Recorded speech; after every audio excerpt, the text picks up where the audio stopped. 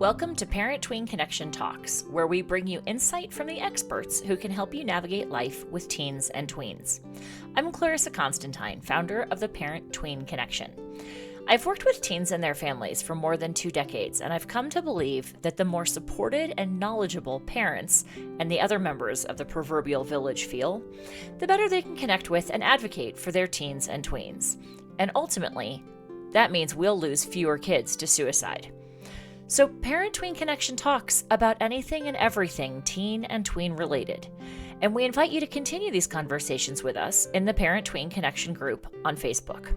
So listen in, learn, and no matter what, keep connecting.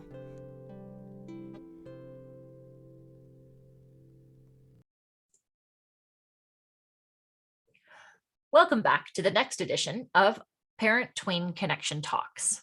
Today's guest is Jessika Shields. As an educator and licensed educational psychologist, Jessika's career has been founded upon 2 principles. The first is that education is the key to success. And the second is a belief that each of us should use our own gifts and talents to help others achieve in turn.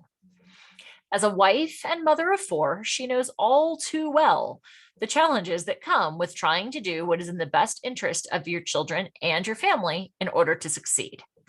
This is why she started Stronger Minds, Stronger Youth, a go-to resource for parent education and child confidence building support.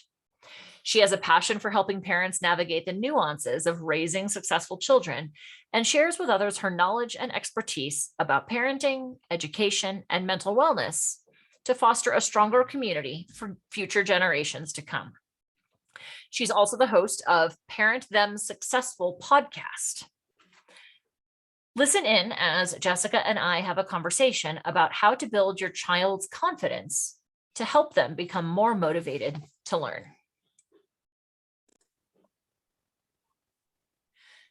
Jessika Shields, thank you so much for joining us today for Parent-Tween Connection Talks. I'm excited to have you with us. I am just really excited to be here. Thank you for having me. Absolutely. You know, here at Parent-Tween Connection and our podcast, Parent-Tween Connection Talks, we talk about all the things because, I believe that fundamentally the more knowledgeable, not just parents, but all of us in the proverbial village are, the more knowledgeable we are, the more supported we feel, the better we can connect with our teens, the better we can advocate for them. And ultimately, the fewer kids we're going to lose to suicide. And so I mention that because the title of today's episode is How to Build Your Child's Confidence So They're More Motivated to Learn. Confidence is so key in so many areas. And I know it plays a big part in the suicide prevention world as well. And so let's just lay the foundation, lay the groundwork. What is it about confidence that is so important in order to be able to learn in the first place? Well, first of all, I appreciate the work that you're doing and how you care so much about children's mental health. So number one, but number 2, I want to say that confidence is so important because if you think about how you feel when you feel confident in something, you feel good. There's a positive energy with that, right?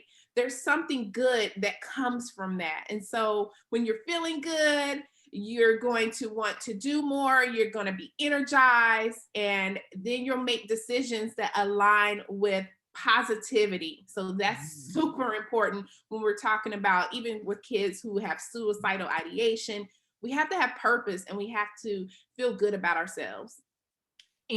Gosh, we could talk about this all day without even getting into the learning side of things.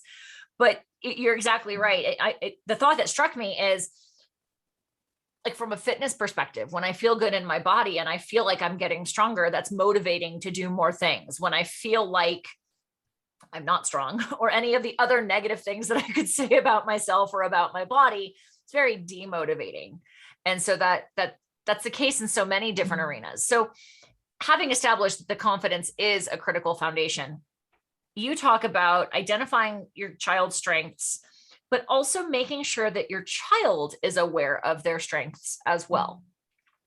Yes. So, working in schools, working with children for nearly 20 years, working with families, I know that in the work that I do, we typically look for children's weaknesses. When I speak with parents and teachers, especially teachers, they often tell me what the child cannot do, right? And you see this focus of everybody focusing on, well, what is the child struggling with? What can't they do? They can't do this. They can't do that. That's what I hear most of the time. And that's what parents hear. And it's disheartening because I know as a parent how that feels when all you hear is what your child can't do. I'm saying what the research says we need to do is look at what they can do. Look at what they are good at naturally, what they naturally enjoy, and then start building from there. Start focusing on the skills they do have and how we can just mitigate those weaknesses by using their strengths.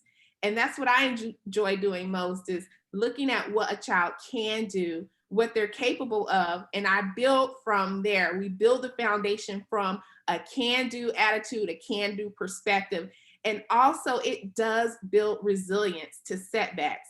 If a child has a setback, guess what? I can remind them, hey, do you remember when this other thing happened? What did you do? How did you handle that? Wow, you were successful in this situation. Let's go ahead and apply what you learned from that to this new situation. So I'm going to interject for a second here because I know when you and I first met, we talked a ton about Dr. Carol Dweck Yes. and how influential her work is in the world of psychology and the psychology of success. So for any of our listeners, if you don't know the name, Dr. Carol Dweck, probably her most important book, I would say, is a book called simply Mindset. Yes. And fundamentally, she established this concept of a distinction between a fixed mindset and a growth mindset. The fixed mindset is, this is how smart I am. I'm never going to get any smarter. I'm never going to get any better. I can't grow. Whereas the growth mindset establishes that intelligence can grow or can increase, capacities, skills, knowledge can increase as well. And I want to point out something that you just said, Jessika, for our listeners. You said that the recognizing strengths builds resilience, but I want to point out the questions that you mentioned when you said a child hits a setback. You ask them, think about this other situation in which you were successful. And the question that you asked was, what did you do? How did you handle that?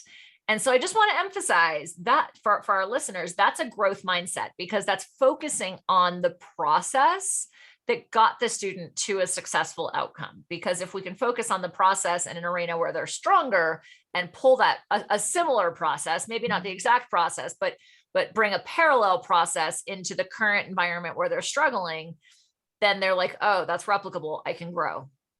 Yes. And it also overlaps with what we call in the therapeutic world, strengths-based counseling or strengths-based therapy.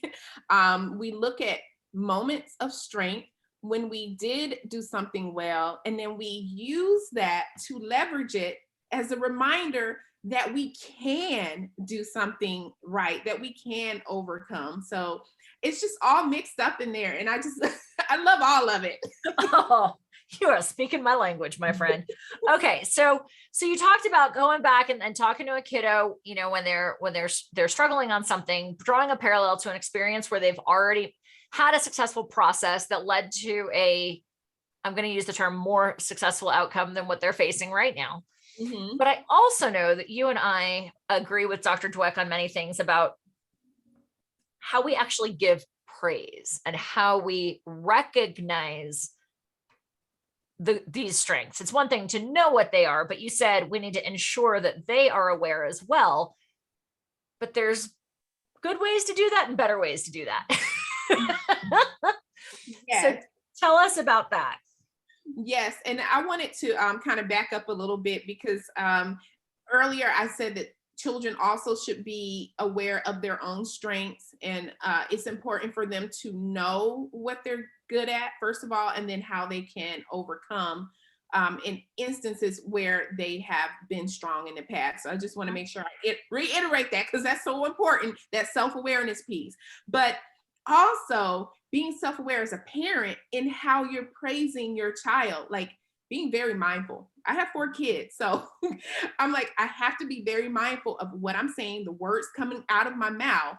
Mhm. And even if you're a teacher or educator listening, this is good for you too, because praise in general really should be very specific. It should be clear. It should be intentional. It should be about praising their process, like you mentioned earlier. And also, it should help them to build a foundation so that they can face challenges. So, for example, specific praise would not be, oh, good job, way to go. Specific praise would say, and you can praise that process, that effort that they're putting into whatever they're working hard on. Wow, I see you working really hard on that math problem. I like the way that you're using different strategies to solve it. So you're praising them for the working hard piece and not just saying, oh, great job, good work, nice work, kind of like Mm. a sticker, right? Smiley face sticker. It's too vague. give give them the specific praise, especially of that process and that effort, so that they know what behavior they need to repeat.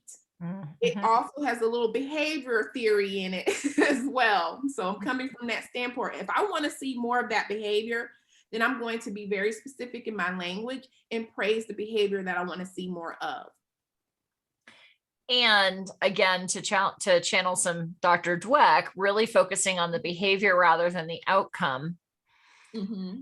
is Process. something I know that you've talked a lot about, focusing on the process. Like, wow, you really tackled a challenging problem, and focusing more on the tackling of the challenge rather than the outcome or the solution. Even if they didn't get it right, coming back to recognize that they were even willing to take on that challenge in the first place. Yes. And also want to say, think about, there's really in the classroom, if you've ever been in the classroom, the learning comes through the challenge. Mhm. That's where the real learning happens. It Mhm. doesn't happen when things come easy. It happens through that challenge when you're solving those problems. And that's Mhm. why it's important to praise them as they are working through challenges. Praise that process, praise that effort. And it's still okay to say, I'm proud of you. They need to hear that too. But also making sure you praise that effort and that challenge. And I think this probably goes without saying, but I'm going to say it. This doesn't just apply to our kids. Oh, This applies to our partners. If we're in a partnership, whether it's an amorous partnership or a business partnership, or if we're a manager, like I've actually even said to my husband lately, he's been tackling some really challenging things that have felt insurmountable recently. And even just looking at him, I've recently said, I'm proud of you. And he looks at me and he's like, what are you talking about? Right? Like, he's a 48-year-old man. And he's like, when was the last time somebody told him what they were proud of him? But I was like, oh, I saw you do this thing. And I've seen you doing this thing several times recently. And I recognize that it's not an easy thing to do. And every time you do it, you gain confidence doing it. Like, you get stronger. Like, I can see the change in the way that you do it. So I imagine that probably applies to kids as well. It's not just a one-time thing, but if we observe, we watch them over time, and we see this progression in how they tackle the skill or how they show up to the challenge is important as well. I love that you said that, because it's really about relationships, right? It's really about relationships, all kinds of relationships. When we talk about how to build your child's confidence, it's you building your relationship with them and also supporting and promoting a positive relationship with themselves. So thank you for bringing that point up about how we can save marriages with this stuff too. No doubt, right? Absolutely. One marriage at a time, one relationship at a time. Now, one of the things that you also mentioned to me before we got talking on our recording today is that you said that it's important to be honest in your praise. Talk to me about that. Oh yes. So when we're praising our children and say they did not put forth the effort that you thought they should have, and they know they didn't put forth the effort, we're not going to be like, good job, I know you tried. they can see right through it. They're like, Mom, no, I didn't try. You know I didn't. So it doesn't build trust. It makes them feel like you're trying to manipulate them in some way. Be honest. Look, buddy, we know you didn't try. You need to do better next time. That's how I talk to my kids. I'm very honest. I'm like, look, when you put the work in, that's when you see results. And this time, did you put the work in? No, you did not put the work in. So I'm very direct. I talk to them real. I keep it real, as they say. And it's so important because they know that they can come to me. They're going to, number one, get the truth, but it builds that trust relationship. And they know I'm not trying to manipulate them just to make them feel better. Well, and I think there's also an aspect too that I've seen a lot of families go through this aspect of thinking their kids can't see through, let's call it the BS, right? Yeah. Whether it's about praising them or whether it's about something else going on in life, like kids know. And I think often as the adults in the world, we don't want to acknowledge that they know, but they do. Know too. What's that? The 3-year-olds know too. You know, they even have a sense, even at that very young age, they even have a sense as well when you're not truly being honest, because they know how they feel, they know their truth. And then when you say something that is in direct contrast, they're starting to develop some cognitive skills where they can kind of see that something's not quite matching up. And so you don't want to build that type of relationship. You want to build one of trust, honesty, and one that they can depend on. Right. You're a safe environment for them, a safe space for them to come to. Right. I was actually chatting with another professional the other day who was talking about the amount of cognitive dissonance, or let's call it cognitive, like mental inconsistencies between the messages that kids get, and the grappling with that dissonance is cray cray, as they say. Yeah. But anyway, that's a whole other conversation. Okay. So we've talked about, identifying our kiddos' strengths, making sure that they know what their strengths are, recognizing that the strengths come through facing the challenges, and being specific and clear and intentional and honest in the praise that we give them, which is all fine and well from a confidence perspective. But then let's also talk about, how does this relate to an actual education setting? Because it's one thing for us to do everything that we can in our homes or, with the kids in our worlds, the kids that we influence. But then we're sending them off into another environment, often with one or multiple educators. And where's the connection? How do we make that connection? How do we ensure that our kids are getting consistent supportive messages on both ends of the situation? What's the deal there? Yeah, I'm glad you mentioned that, because first of all, it's very important to communicate with your child's teacher. I like to set up the school year with a great communication, like out the gate, first day of school, as soon as I know who it is. Hi, I'm Jessika Shields. I'm such and such's mom, and we're so excited. I make it positive, and then I tell them some of the things that we're working on. This is how he learns. This is what he loves to do, and I like to incorporate that into his, schoolwork. And if you want to do this with him, this works because this is what he likes. So you're really communicating with the educators about how your child best learns, which is important to know and understand. And then also their interest, because educators really can connect their interest with how they teach. They can really embed that into the lesson. And when you have a great teacher, they do it well. And if you have an okay teacher, then you might have to collaborate a little bit more. Okay. Because I'm just telling you the truth. It is the truth out there. All teachers are not created equal. So, because God knows all humans ain't created equal. So I suppose that's par for the course. Okay. So I have 2 questions that come up then. So, and in no particular order. Okay. One of the thoughts that comes up for me is, if I'm a mom who doesn't have an education background, and I'm hearing you with a vast education and psychology background telling me that I should go tell one, or second question, multiple teachers, if we're talking middle school, high school, here's what I should tell you, the educational professional, from the non-educational professional about my kid and how he learns. I can imagine that there are some families or parents or aunts, uncles, whatever, who are like, but I'm not the education professional. Why am I going to be telling them? And are they actually going to listen to me? I'm glad you asked that question because surprisingly, that's what we want. A lot of teachers prefer for parents to give them an idea, like have that. First of all, most teachers invite parents to share about their children. Number one, you are an expert in your child. You have been with the child longer than them. They don't know your child from the next child. It's the beginning of the school year.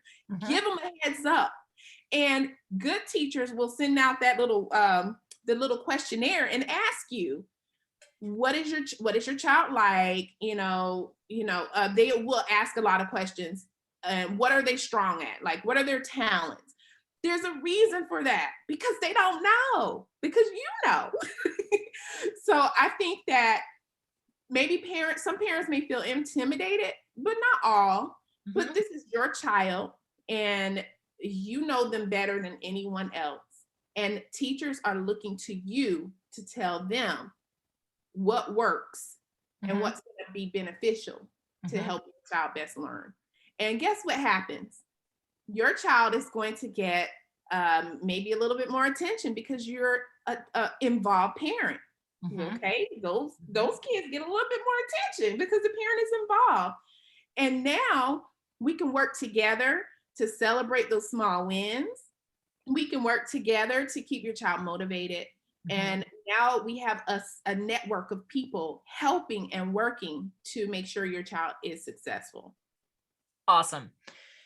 Do you have any variation in advice to the second point in there, which was, if we're looking at middle school, high school kids, these kids have theoretically 5, 6, 7 teachers. Would you recommend sending like one email to all, let's call it 7 teachers, and just say, hey, I'm reaching out to all of you, and here's what I want you to know. I'm open to questions. Or would you invite the parents to send like an individualized email, like per content area? No, I think that just a blanket email to the entire team or the teachers is good, because the goal is to number one, just make an initial connection. After a while, sometimes depending on that class or what's going on, that might be more individualized. But at the beginning of the year is, hey, this is us, this is my child. Feel free to call me. I'm here, I'm supporting him. I want to make sure that he is confident in what he's doing, he's learning, and I want to keep him motivated. Let them know what you want. And then also share, here's some things that he likes. He's really good at drawing. If you could, incorporate this in some way, that would be great. I just want to make sure that he is successful this year. And I think that educators respect that, because we don't get it often. We don't get it, and we want it. We want it. So in this communication, you've indicated, focus on what you know about how the student likes to learn, whether he likes to sing. And so he, ever since he was little, he made up songs for sight words, or now that he's going into chemistry, songs to remember chemical equations. Like I'm a musician and I'm a singer. And I remember that I learned the quadratic equation to the tune of row, row, row your boat. And to this day, 30 years later, I still remember the darn quadratic equation, right? And I won't sing, but so you're saying give them insight about how well they learn. Let me follow that up with, how much, if any, insight should the parents give? And let's gear this more toward like the high school kiddos, where we're really working to establish more of that. Like, you're in high school, presumably you're getting ready to take the next steps into some aspect of professional world. Maybe ultimately you're going to college, or you're going to go in the military, or you're going to go to vocational school, whatever. Like, you are 14, 15 years old. You need to do your own stuff, kid, right? Right. So presuming that kind of connection is still appropriate, how much should we include about any challenges that our kids have faced in the past? Like, does that set them up for lesser expectations? Or is that more like the teachers would rather know these are challenges they've faced? Here's how we can try to continue navigating around them and go. I taught high school for many years.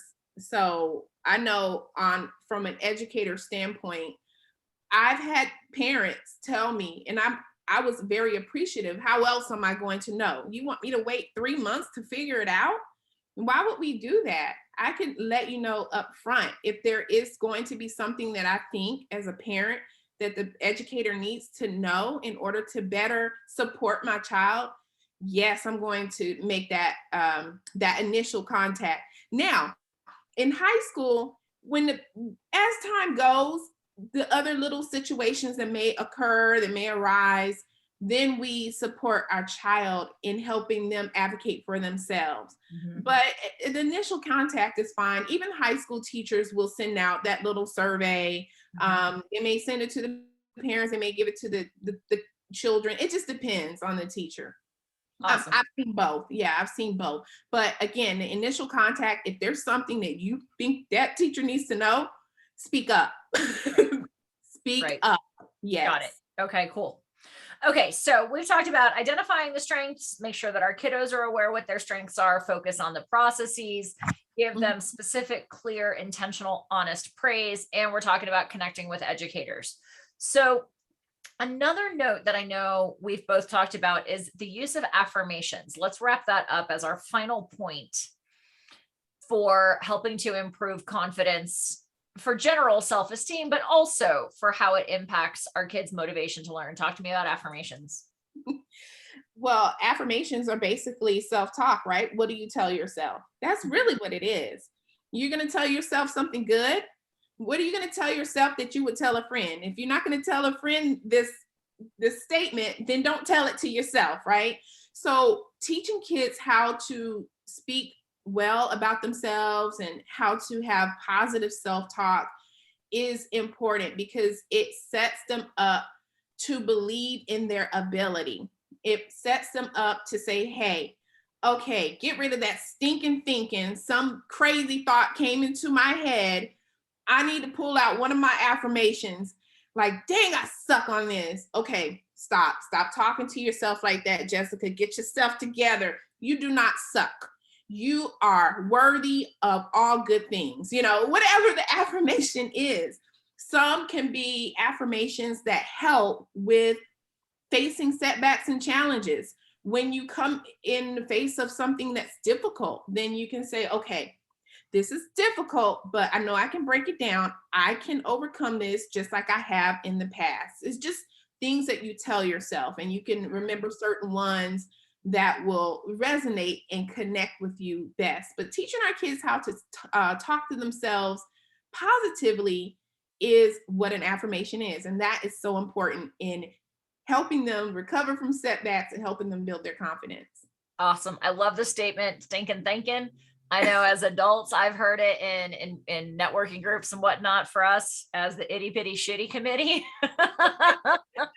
And we all do it. You're exactly right that so many of us speak to ourselves in so much more terrible terms than we would ever speak to somebody we cared about. You'd never look at somebody and be like, you suck, or, wow, you're a sucky mathematician, or you're an awful reader. Like, you wouldn't say that. So why would you say that to yourself? But anyway. Right. All right. So I love to ask all of our podcast guests as we wrap up, which of our foundations of connection at the Parent Tween Connection resonate the most? So for any of you listening, if you're not familiar with the foundations of connection, you can actually go right to our website and download a PDF of it right from our homepage at parenttweenconnection.com. But basically, it's every letter of connection stands for one of the foundations. And so I asked Jessica ahead of time, which of them resonated the most with her? And she said, nurture, of course, because, we have to really, as parents, we need to consistently nurture our child's growth, nurture their development. When it comes to building their self-confidence, it's just so important that we are nurturing their gifts, or their, what I call stirring up the gifts, in my program. And success and their talents, it really just helps them to see their future possibilities. So we want to set them up for success. We want to nurture that in a loving and supportive way. And not only, again, is it great for their self-confidence, but it is so awesome for that parent-child bond that builds from it. Absolutely. Love it. All right. So for any of our listeners, Jessika is offering us a couple of freebies here. She has and this is one that I'm actually really super excited about myself, an affirmations for kids to help manage difficult situations. We have a free download link that will be in the show notes on both the podcast and our YouTube. And she also has a link to her next Building Child Confidence intensive workshop. You can go to buildingchildconfidence.com. And if you want to learn more about her personally, her website rather, is quite simply jessicashields.com. But I do want to clarify, it is not Jessika in the traditional spelling. It is Jessika with a K. So jessicashields.com, also Jessika with a K. So if you also aren't familiar with Parent Tween University, it's a community for families who are invested in really learning more and creating the best relationships they can. And we invite our podcast guests to do exclusive coaching or exclusive trainings for our Parent Tween University members. So Jessika has offered that she is going to do a special exclusive workshop on how to know whether your child needs special education services. So if you're not yet a member of Parent Tween University, you may want to check that out. Again, you can find that at parenttweenconnection.com. And Jessika, I'm going to say thank you so much for joining us. And I am looking forward to our next tidbit. Love it. Thank you so much. And that's a wrap on today's episode of Parent Tween Connection Talks. Be sure to check out the show notes for any links that we mentioned during our conversation. If you'd like a copy of the Foundations of Connection, you can find it right on our homepage at www.parenttweenconnection.com. And if you'd like to feel more supported as a parent and have a closer, healthier relationship with the teen or tween in your life, we invite you to join the Parent Tween Village. It's a judgment-free zone for the members of that village that it takes to raise a child. For just $19.99 a month or $199 a year, you'll join a community of parents and other supporters of teens and tweens who are dedicated to having the best relationships they can with the kids they love. You'll hear upcoming episodes live streamed into the group as we record them, along with exclusive bonus trainings from many of our podcast guests. You'll also be able to join our monthly group connection calls and other workshops just for members of the Parent Tween Village. You can join today at www.parenttweenconnection.com. And until next time, keep listening, keep learning, and keep connecting.